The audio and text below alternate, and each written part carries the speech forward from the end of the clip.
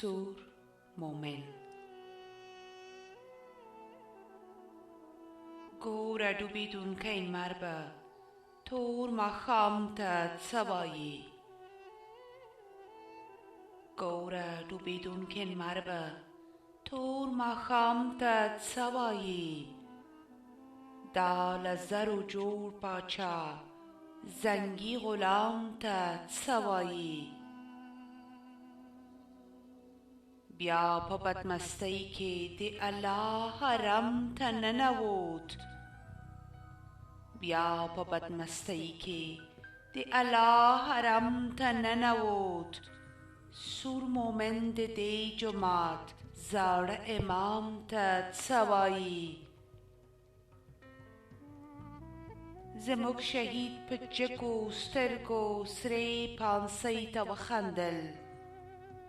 ګوره د تاریخ قاضي به دې فرجام ته څه وایي. وینو د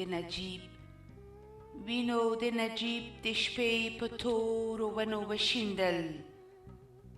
عطر د منصور خدایه لا دې مقام ته څه وایي. دا وینې به نمر شي او د شپې لمن به ټوله کړي. بیا به تلونکې شپه د زلمي لمر خرام ته څه وایي. تږي و عاشق و بې پروا یې په سر واړول. وپوښتئ کوترې دې خوني حمام ته څه وایي. نن یې له ډولۍ نه تکه توره ناوې کوزه شوه. نن یې له ډولۍ نه تکه توره ناوې کوزه شوه. اوس به دا د حورو زومان ټول اسلام ته څه وایي.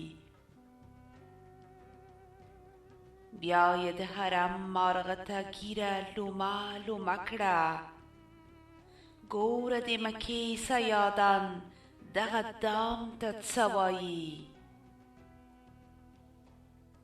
تور پنجاب یې راوست د کابل پر زړه یې کښېناوه. اوس به د جومات امام دې انجام ته څه وایي. اوس به د جومات امام دې انجام ته څه وایي.